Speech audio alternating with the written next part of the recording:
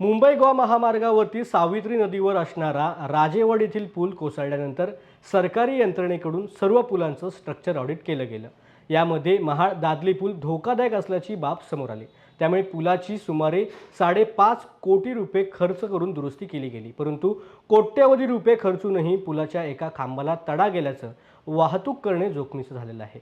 दरम्यान पुलाच्या दुरुस्तीची मागणी अनेक स्तरांवरून करण्यात आली आहे, मात्र सार्वजनिक बांधकाम विभागाने पुलाच्या खांबाची दुरुस्ती ही वरवर मलमपट्टी स्वरूपात केली असून या पुलाला धोका हा कायम असल्याची माहिती मनसेचे रस्ते साधन सुविधा आणि आस्थापना महाराष्ट्र उपाध्यक्ष अमित शिंदे यांनी न्यूज अनकटशी बातचीत करताना व्यक्त केली। तुम्ही एकंदर महाराष्ट्र शहरातील परिस्थिती बघाल किंवा तालुक्यातील परिस्थिती बघाल, सगळे जे पूल आहेत व ते आंबेतपासून जे सगळे पूल आहेत ते आपण बघाल की सगळ्या पुलांची दुरुस्ती झालेली आहे आणि त्याबद्दल वेळोवेळी महाराष्ट्र नवनिर्माण सेनेने पाठपुरावा केलेला आहे। त्याच प्रकारचा हा दादरी पूल आहे।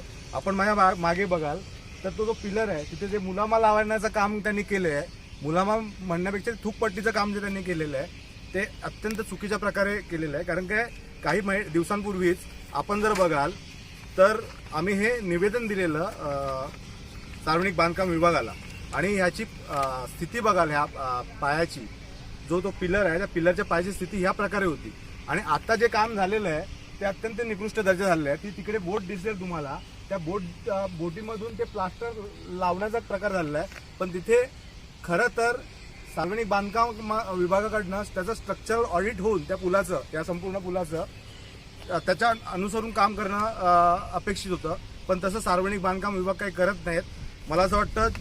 आणि हा जो पूल आहे तो काही दिवसांपूर्वी महिन्यांपूर्वीच त्याची दुरुस्ती करण्यात आली होती। मग तो ज्या कॉन्ट्रॅक्टरने त्या दुरुस्तीचं काम केलं आहे त्याने ह्यात भ्रष्टाचार केला आहे का? त्यात काही अधिकारी तुमचे पण सार्वजनिक बांधकाम विभागाचे जर त्यात सहभागी असतील तर त्यांच्यावरती कारवाई झाली पाहिजे, त्या कंत्राटदारावरती कारवाई झाली पाहिजे। शिवाय जो आता पूल हा आपण बघाल तर पावसाळ्यात या पुलाच्या वरनं पाणी वाहत असतं आणि बऱ्याचशा गोष्टी या पुलाला तिथे आढळत असतात आणि अशा परिस्थितीत हा पूल जो आहे तो मला असं वाटतं धोकादायक स्थितीत आहे। सार्वजनिक बांधकाम विभागाने वेळीच लक्ष देणं गरजेचं आहे।